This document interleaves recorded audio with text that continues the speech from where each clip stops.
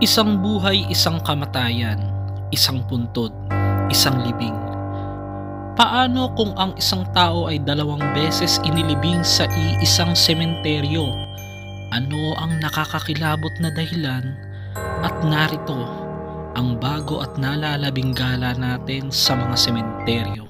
Sa aking mga huling gabi sa Cebu ay natuklasan ko ang isang sementeryo at nakilala ang isang batang sepulturero o isang batang naglilibing sa edad na 16. Sa murang edad ay natuto siyang maglibing at sumama sa pagtatrabaho sa mga sementeryo. Ano-anong mga puntod at istorya ng bawat libingan ang kanyang ibabahagi sa atin na tiyak bago lang sa iyong pandinig.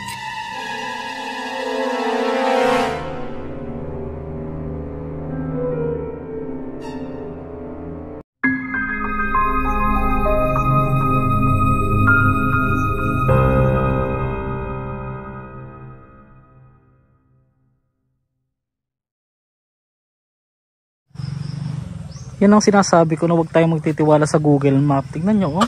Saan tayo dinala? Sabi, may sementeryo daw dito. Ano yun?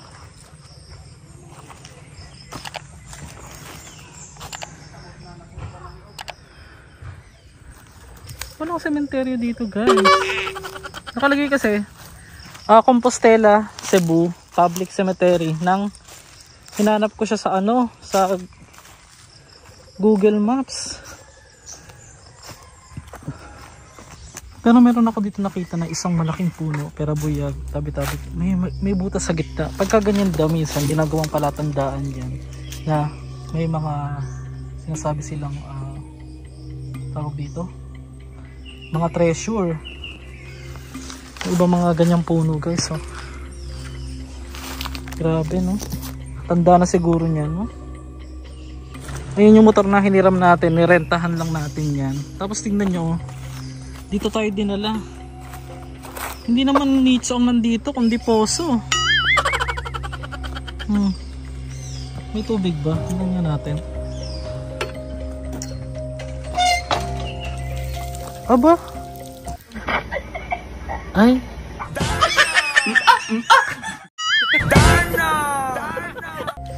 May tubig nga, may lumalabas. So let's go.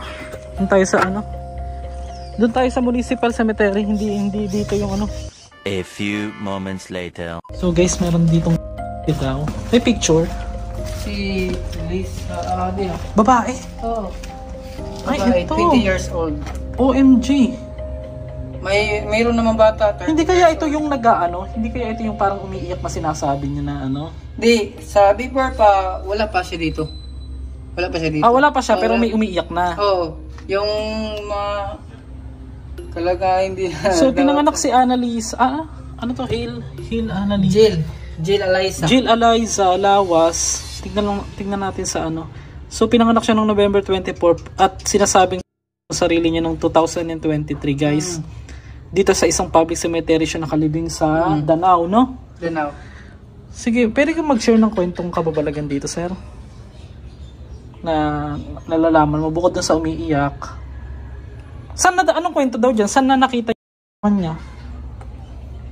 Siya pa po ay heartbroken. Nagano siya. Siya kasi maraming naghikog. Oo, maraming problema.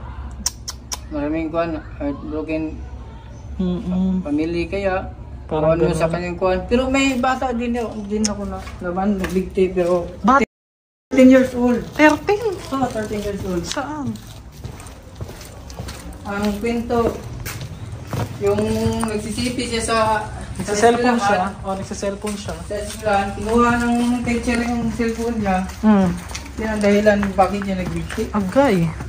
Pero, ang tanong sa pamilya. Hindi ba binalita? Yan parang hindi natin binalita, di ba? Oo, binalita yan. Ito yun. Yung nagsa-cellphone siya sa school, kinuha ng teacher. Walang mga pinagtambakan ng kabaong direct, mga lungon. Ito. Mata niya. Ay, oo nga, ito nga, guys. Origin. Hindi ko na po papakita, i-blur ko na lang po yung guys, ha. So, pinanganak po siyang 2009 at namatay lang nitong February 2024. Siya po. Ito po. Tinapos to. Ayan. Ay, oo nga. Siya po yung nag-victim. Sure ka? Yun talaga yung kinamatay niya? Siya po. Siya po. Bakit naman ganyan? Before siya Hindi naman nakakasuhan yung teacher. Ay hindi. Sa eskwelahan, bawal yun. Yung cellphone. O sa bagay, pero pero ang nangyari, saan daw siya sa bahay na? Yung ugali kasi na teacher, dapat ilagin ko, hindi ka ng usbon lang ba? Oo, yung syempre bata pa. Oo. Pero ano nangyari nung saan daw siya nakitang tinapin niya? Birthday ng mama niya. Nung araw na yon. Oo, nung araw na yun. Pag uli niya ng hapon, nagluluto yung nanay niya. Pero pag nagluluto siya sa baba, siya naman sa ibabaw, may sinusulat pa siya bago siya nagkuhan kay nagsulat pa siya? Ano yung nakalagay dun sa sulat niya na sinasabi? Yung dahil na sa cellphone. Okay. Dahil cellphone, pero yung deep inside niya, marami siyang kuhan, yung paka-broken siya sa kanyang kuhan. Uyab-uyab din. Uyab-uyab ba yung boyfriend niya ba? Hindi natin alam anong problema niya. Wala siyang masisiran. Tapos na ganyan lang din no? Sitwasyon niya. So guys, yung mga story po na kinuwento sa atin ni Sir, huwag na natin sabihin yung ano siya rito, talagang nagsasara siya ng mga puntod, kaya alam niya, yung mga inililibing niya, alam niya din yung mga story niya. Siyempre, napag-uusapan din yan. Pero, rest in peace po dun sa mga bata na yan na wala pa pong tamang na tinapos nila. So, meron naman dito, Sir, yung may mga or what, mga may minasakit last 2 years may nabuha kami ng kuwan 6 years ago, pero may presko pa yung dugo. Bakit? Yung panit, may yung katawan niya. Inatake. Anong ginawa sa kanya? Ang ginawa namin, tatransfer man yan sa sanctuary. Ang ginawa namin, hindi kami puputol yung kaibigan namin. Puputulin ng kaibigan niyo. Bakit? So, wala pang 5 years? 6 years na. 6 years ang expire dito. So ngayon, pag tingin nyo, sariwa pa. Sariwa pa. Kahit 6 na taon 6 na taong nakalibing, tapos sariwa pa? Sariwa pa. Yung ang mukha lang niya, may naksinagta. Pero lahat ng kuwan, may panit, pag-iwagin naman, may kita pa yung tae. Yung bituka? Oo. Tapos 6 years nang nakalibing. 6 years na. Kaya pag ako lang nag-assist. Oo. Ako ikopta lang yan diri ba niya. Parang chinap-chap. Pinutol niyo na lang. Ginabas namin dito. At dito. Pero hindi ako putol yung kaibigan ko kasi siyempre kailangan putulin yun para makonsensya naman tayo. Hindi, para ilipat sa di ba? Pero makonsensya naman tayo kasi hindi, trabaho lang naman patay na rin naman sila. Patay na sa atin. Pero hindi mo talaga kaya. Sa atin, parang double date natin. Walang double respeto na. Baka may gaba. Hindi, bakit niya kailangan putulin? Kasi tatransfer yun hindi naman kuwan. Kasi may ilibing, idungan na lang ba? So ibig sabihin pala guys, meron ditong inilibing daw na pinutol pa yung katawan niya and then para i-transfer. Bakit hindi ba kakasya sa isang maliit lang? Sa isang libingan? Bakit daw kailangan putulin? Kasi i-transfer niya, hindi naman ma-solve ng maayos. Hindi naman maayos ng pagkakalagay.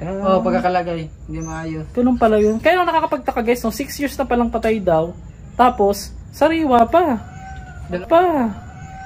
Dalawang bisis na yan. Nangyari?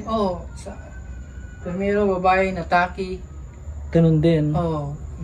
Diyan naman. Sige. Puntahan natin maya.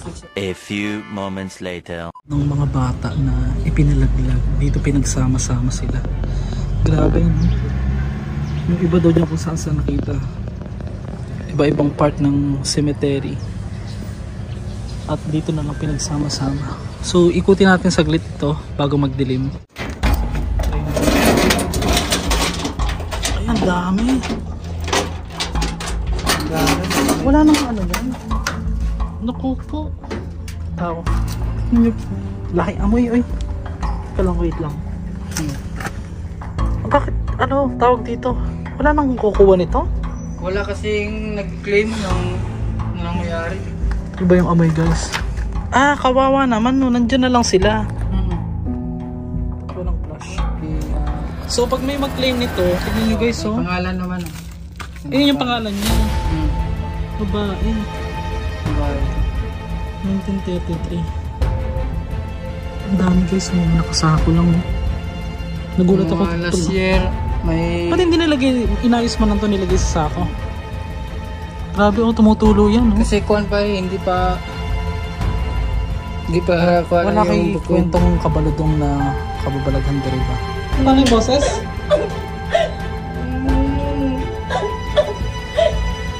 May nag-ago. Umiiyak. Oo. Babae.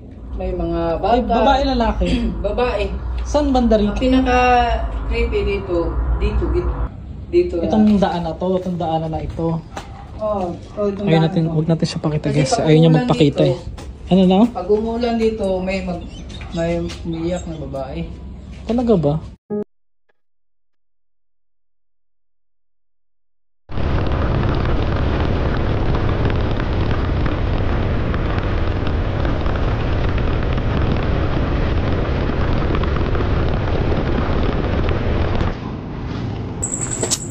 So ito, guys, ito na yung mismong pupuntahan nating puntod na subukan nating kasi dito nga raw nakakarinig yung dito siya nakarinig ng umiiyak na lalaki na babae.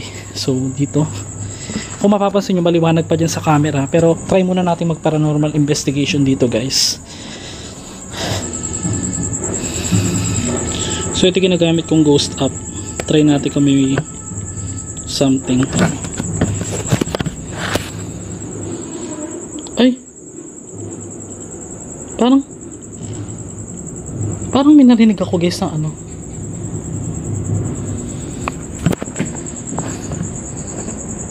narinig yung mga tambol, diba? Pero meron ako narinig na parang gate na bumukas ng kaunti.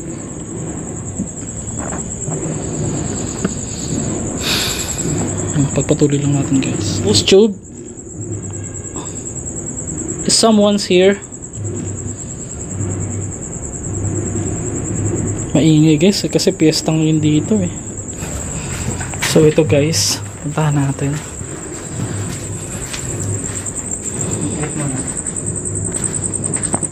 Parang nung 2022 may nilibig kayong COVID. Kami ng COVID. Ngayon. Tapos hindi pa siya positive kasi pinag-aralan pa kung positive siya. Kasi suspect COVID naman siya. Suspect COVID. Pero yung nilibing namin, hindi naman siya ang nakuha doon sa sa morgue. Tinabunan na namin. Sinira na namin yung pinasok namin, may pinagputan na namin ng kandol. Tapos hindi naman siya. Binawi namin, kinuha namin agin. Kinuha namin, binalik namin sa morgue. Yung totoo pala, yung isa. Nagkamali kayo nang inilagay. Nang inilagay dito. Nagkakamali yung purinarya. So paano yun? Binalik nyo pa mula dito sa kanyang yung tinanggal nyo pa uli. Saan nyo nilagay yun?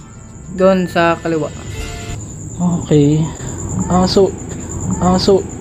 Sa kalagitnaan ng pag-uusap namin ay nai-record ko ang boses ng isang sanggol.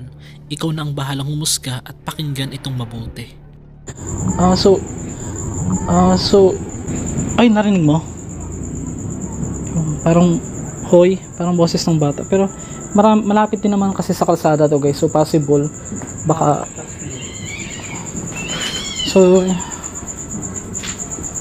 saan dito yung part na nakakatakot na sinasabi mo dito, no? Dito yung nakakatakot. Saan banda? Dito. Yung sabi mo may umiiyak kanina. Dito pag may umulan. Kasi dito yung lagayan ng mga buto, di ba?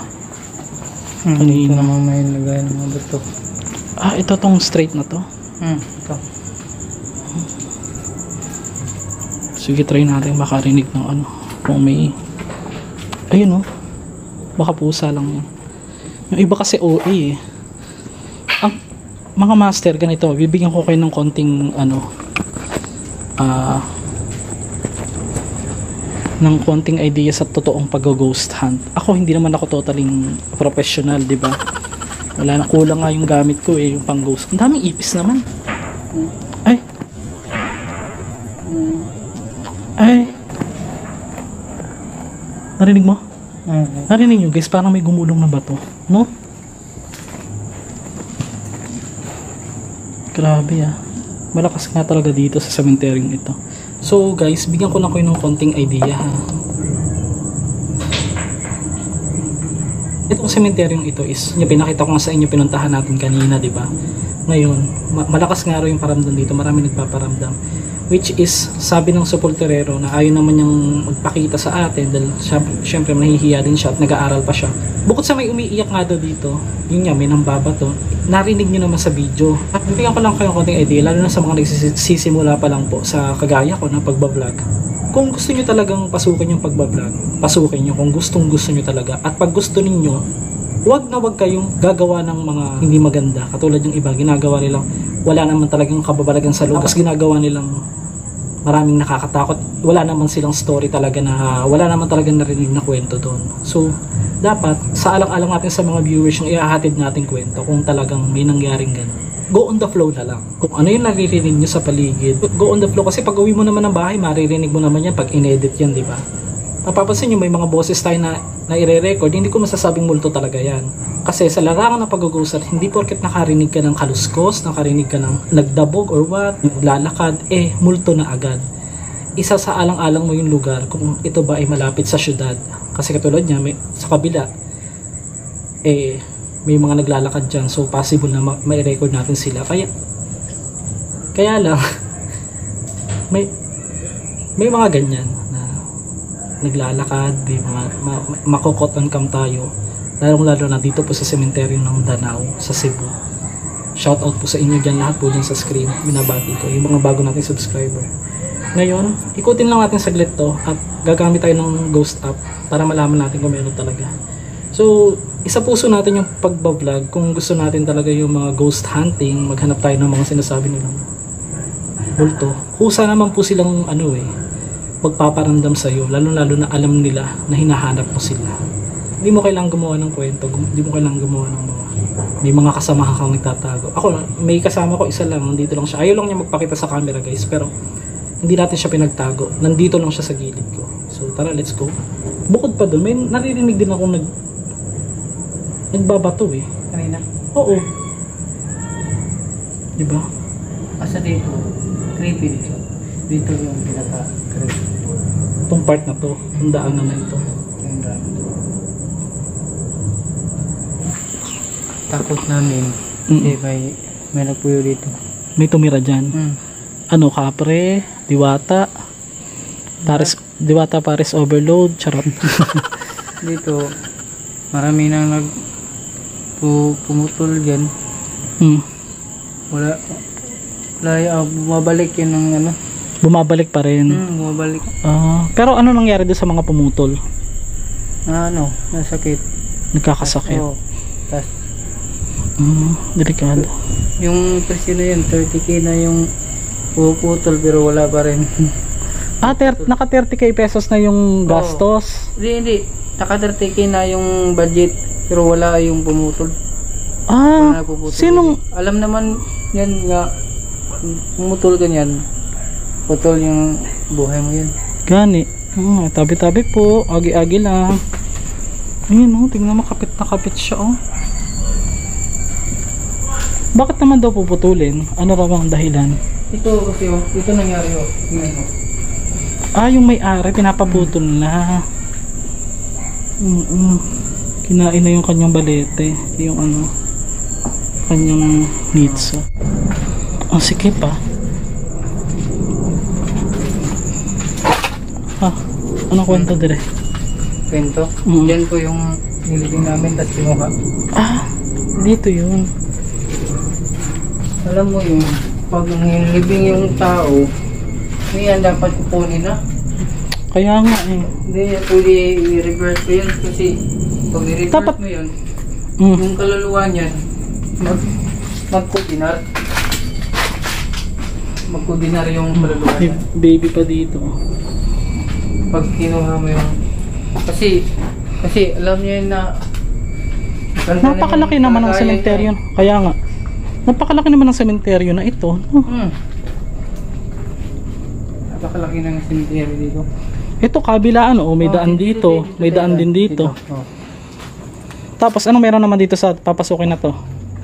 May daan lang, daan. Ha? Daan lang. Anong meron? May daan lang. Ito. Oh, so itong si Sophronia, siya yung nilibing namin ng 2022 na inilipat nyo pa. Oh. Ngayon, siya yung galing doon sa kabilang pinuntahan natin. Oh. Ngayon, ano yung ano niya? Ano rin kinamatay niya? Nakita ba na nag-positive ba? Suspect COVID lang siya. Suspect COVID lang. Kasi kung COVID talaga, di ba, ikikremate talaga. Ikikremate talaga. Oh, so, siya yung nilipat nyo pa. Oh, siya yung nilipat. Ilang araw na siyang nakalibing bago inilipat? Si Sophronia. Sa araw na yun, Yung araw din na yun? oh, yung araw, pinagtakutan na naman ng kandol. Tapos nasira na namin. Bumaka na kami. Bumalik yung koronarya. Sabi nga, hindi ko na mauba. Hala. Eh di nagalit yung pamilya. Oh, nagalit yung pamilya kasi hindi yung bendisyonan. Hindi yung pinapakuyo yung pamilya ba?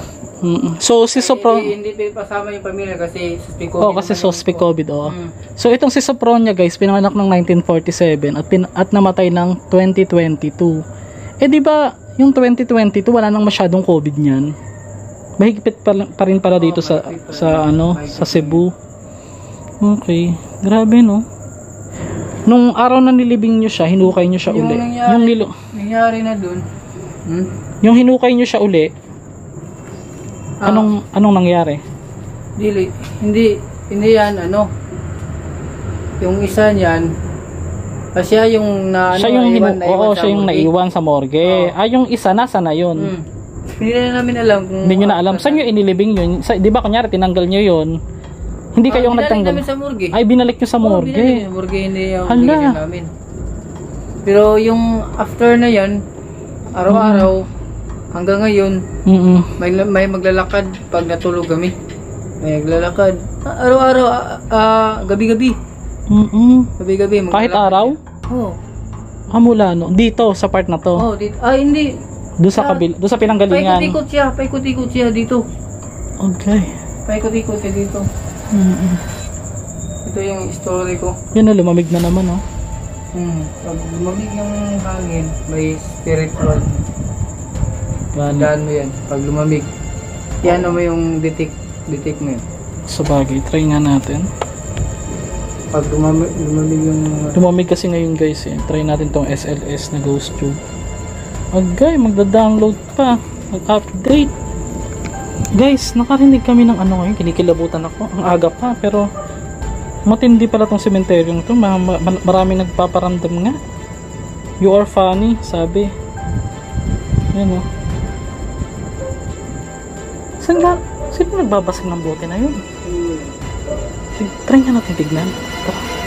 Dito namin narinig ngayon lang, guys. Habang inaayos ko yung ghost tube ko, may narinig kami nagbabasag ng bote. Bote or salamin. Alam mo, parang binubungkal na patay. Oh. Wala namang tao dito.